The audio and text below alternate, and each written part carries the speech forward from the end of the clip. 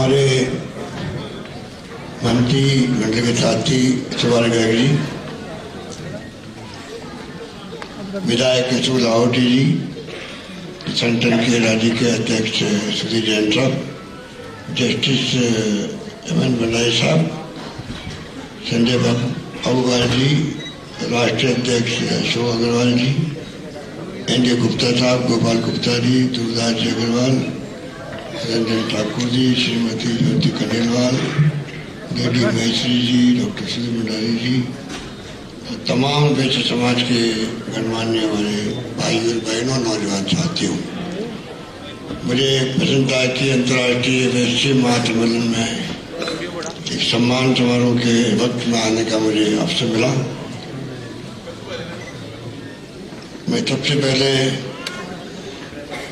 ये कहना चाहूँगा कि ये समाज जो है आज से नहीं बल्कि आज़ादी के वक्त से ही देश के उस आंदोलन में जो वो गुलाम थे तब से ही योगदान देता आया है।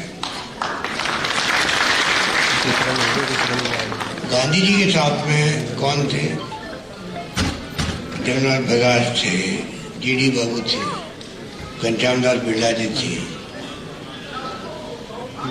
और किस प्रकार से देश की और दुनिया की इकोनॉमी को प्रभावित करने वाला कोई समाज है तो वैश्य समाज है। विश्व रूप में हमारे यहाँ से जो लोग गए थे अकाल सूखे को लेके, वो तमाम बड़े घराना बन गए देश के। बेलाल, मांगड़, पोदार, सिगानिया, जुल्लूवाला, क्या क्या नाम है, मित्तल, अग्रवाल, पिरामिड, सिंगारी, मतलब सबके नाम ले तो वो तमाम हमारे शेखावाटी के लोग गए हुए हैं।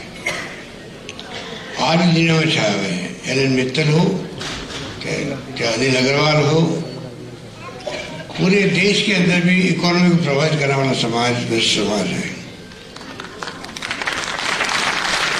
और आज रामलाल अग्रवाल जी और रमेश अग्रवाल जी तो नहीं रहे दुनिया के अंदर, पर अभी कोई 2013 की बात करें तो लगभग 10 साल होने आया है।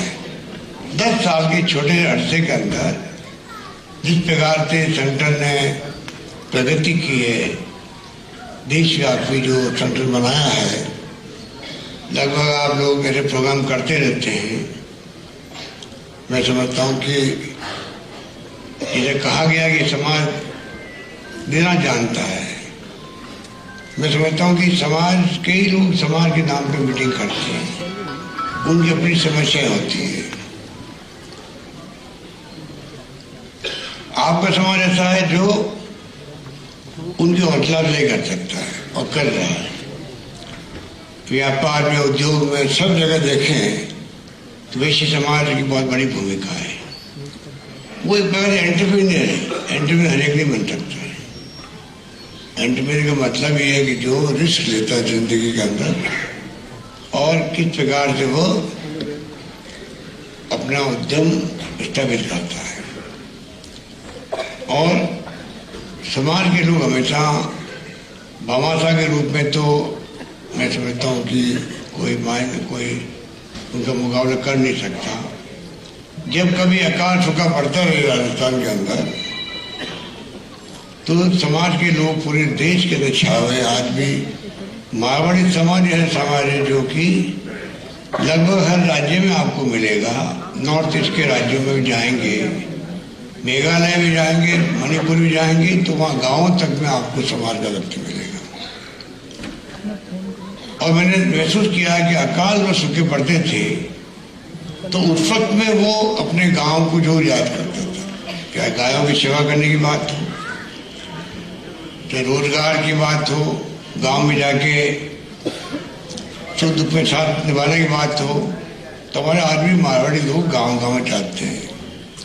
मुझे याद है कि जब मैं पहली बार बना था 22 साल पहले मुख्यमंत्री, अकाल पड़ गए थे 3-4 लगातार, तो पाली कलेक्टर ने मुझे फोन किया जो पैसा सरकार दे रही है उसकी जरूरत ही नहीं पड़ रही है, तमाम पैसा हमें दानदाताओं के माध्यम से जो प्रवासी राजस्थानी वो दे रही है। आप सोच सकते हो कि और मैंने खुद ने पहली बार जब मैं CM बना था 98 के अंदर, तब हमने 2000 के अंदर राजधानी इंटरनेशनल कॉन्क्लेव किया था इसी हॉल के अंदर। पूरे देश दुनिया के लोग आए थे और मैंने कहा था कि मैंने आपको इसलिए बोला कि आप आगे इन्वेस्टमेंट करो। मैं जानता हूँ इन्वेस्टमेंट आप तभी करोगे तो आपको कोई वायबिलिटी होगी, पर आपका बॉन्ड राजस्थान के साथ रहे आपकी पीढ़ियों का, उसके लिए आपको बुलाया गया है। और तमाम घराने उस वक्त आए थे। आज राहुल बजाज जिंदा नहीं रहे, वो भी आए थे। तो कहने का मतलब ये है कि समाज ने संगठित होकर एक नई दिशा दी है। और सबसे बड़ी बात है कि वैश्य समाज के नाम से जितने भी बता रहे थे अभी अग्रवाल जी के करीब 365 तरह के समाज जो है वो सम्मिलित हो चुके हैं। 365 किसे कहते हैं? और रिसर्च चल रही है, रिसर्च और चल रही है कि कितने दक्षिण में है, कितने पूर्व में है, किसके नाम से है। तो पहली बार अग्रवाल हो, चाहे वो जैन हो, चाहे वो तेरापंथी हो या भाई संप्रदाय हो, पता नहीं किस तरह के नाम से अलग अलग समाज के लोग हैं। तो रामदास अग्रवाल जी की और रमेश अग्रवाल की सोच थी, दूरदृष्टि रखी। पहली बार सब समाज के वैश्य समाज जो विभिन्न नामों से जाना जाता है उनको एक मंच पे लाने का श्रेय जाता है। तो रामदास अग्रवाल जी को रमेश अग्रवाल जी जाता है। तो बड़ी खुशी है कि राजस्थान के बारे में मैं समझता हूँ कि आप ज़्यादा जानते हैं। कहने की आवश्यकता नहीं, सुभाष गर्ग जी ने तुम्हारे फ्लैगशिप की बात की और मैं कहना चाहूँगा कि सब तरह से हम आगे बढ़ रहे हैं। कोरोना का मैनेजमेंट आप सबके से शानदार हुआ राजस्थान के अंदर। डॉक्टर भंडारी बैठे हुए हैं, कोई कमी नहीं रखी, पूरा फ्री इलाज रहा राजस्थान के अंदर। शानदार इलाज किया गया, ऑक्सीजन की कमी नहीं आने दी हम लोगों ने। और मैंने कहा कोई भूखा नहीं सोना चाहिए। मुझे कहते हुए गर्व है प्रदेशवासियों पर, धर्मगुरुओं पर, पॉलिटिकल पार्टी के कार्यकर्ताओं पर, एक्टिविस्ट पर, समाज के विभिन्न समुदायों पर, सबने मिलकर के एक दूसरे की इमदाद करी जब लॉकडाउन था और कोई परिवार भूखा नहीं सोआ। अभी सुप्रीम कोर्ट ने ये बात कही है, सुप्रीम कोर्ट का वर्ड ही वही है जो केंद्र सरकार को कहा गया 1 महीना पहले कि इस देश में कोई भूखा नहीं सोना चाहिए। वक्त आ गया कि सोशल सिक्योरिटी हर परिवार को मिले, जैसे दुनिया के मुल्कों में मिलती है उसी प्रकार की सोशल सिक्योरिटी देश में हर परिवार को मिले जो नीडी परिवार है। वो वीकली पैसा मिलता है, हर परिवार अपना जीवन आराम से गुजर कर सके, ये जिम्मेदारी सरकार की होती है। मैंने प्रधानमंत्री जी को पत्र लिखा है कि आगे आना चाहिए भारत सरकार को। और जैसे डॉक्टर मनमोहन सिंह जी ने सोनिया गांधी जी के वक्त में कानून बने थे पहली बार, हमें ज़्यादा कौन समझ सकता है जब अकाल सूखा पड़ता था कि क्या तकलीफ होती थी। मैं खुद गांव-गांव घूमता था बचपन से, मुझे मालूम है। आज महात्मा गांधी नरेगा बनने के बाद में वो स्थिति नहीं रही। 100 दिन का रोजगार गारंटी पार्लियामेंट कानून बन गया। पार्लियामेंट कानून के अधिकार पहली बार देश में मिला देशवासियों को। Right to education, right to food, right to information और नरेगा। तो मैंने मोदी जी को कहा है कि आपको चाहिए कि आप राइट टू सोशल सिक्योरिटी लागू करें देश भर के अंदर।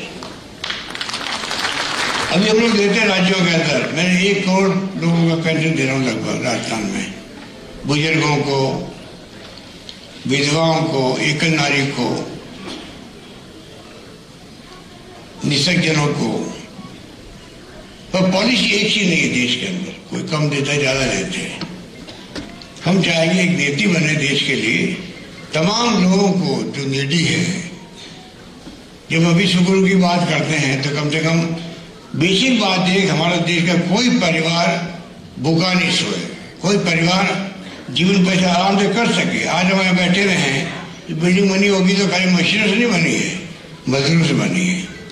और जो मजदूर थक जाता है शारीरिक रूप से, उसके बाद में वो काम नहीं कर सकता। इसी प्रकार से जो बुजुर्ग होता है घर के अंदर, घर की परिस्थिति अलग तरह की होती है। कई घरों में देखभाल अच्छी होती है बुजुर्गों की, कई परिवार में नहीं हो पाती है। कई परिवारों में मजबूरी होती है, कई परिस्थिति होती है।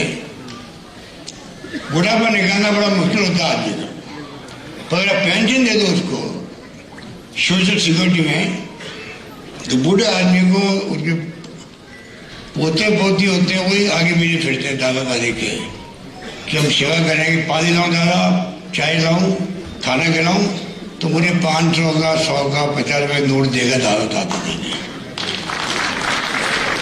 कोई बहन समाज नहीं कर पाती है तो बूढ़े आदमी को या उनकी पत्नी को अपनी बहू के साथ सामने हाथ फैलाने जरूरत नहीं पड़ती।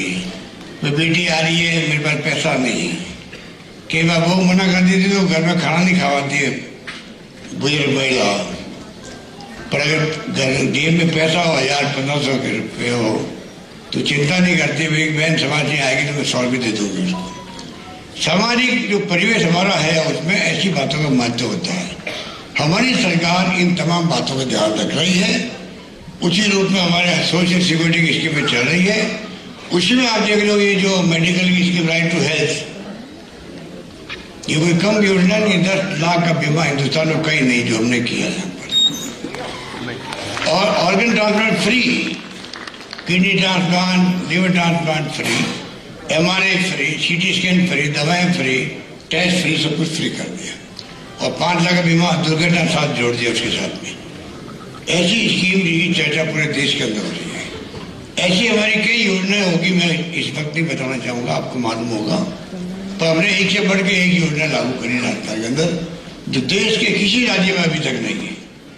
इस प्रकार से राजस्थान जो अकाल सूखे से ग्रसित रहता था और तेल निकल गया बाड़मेर के अंदर, रिफाइनरी बन रही है हमारी पचपदरा के अंदर, हजारों उद्योग लगेंगे वहाँ, पेट्रोकेमिकल कॉम्प्लेक्स आज बन रहा है, बहुत प्रगति करी है, प्रगति करते जा रहे हैं। अभी भी हम देश के अंदर 15 दिन पहले जो सर्वे आया भारत सरकार का, उसमें नंबर 2 पे राजस्थान अपने विकास दर पे, हिंदुस्तान के विकास दर पे राज्यों में नंबर 2 पर है। नंबर 1 पर आंध्र प्रदेश 11.4% GDP और राजस्थान की 11.04% GDP बन रही है। तो कहने का मतलब अकाल सूखे वाले राज्य को भी आज यहाँ पहुँचा है। कोरोना के बावजूद भी हमने प्रगति करनी शुरू कर दी है और इसमें सबसे बड़ा योगदान कोई है GDP के अंदर, वो वैश्य समाज का होता है। हम जानते हैं हर फील्ड में वो काम करते हैं, हर फील्ड में उनकी दखल अंदाजी होती है, हर फील्ड में उनकी भूमिका होती है देश के विकास के अंदर। इसलिए GDP में हम लोगों ने इतनी बड़ी ग्रोथ करी है। इसलिए मैं इस मुबारक मौके पर जो आपके सम्मानित होने वाले साथी उन तमाम लोगों को मैं अपनी ओर से, आप सबकी ओर से बहुत बहुत मुबारकबाद पेश करता हूँ, बधाई देता हूँ कि आपने अपने अपने फील्ड के अंदर जो कीर्तिमान स्थापित किए हैं उसके कारण से समाज आपको सम्मानित कर रहा है। सम्मान करना एक निमित्त मात्र होता है।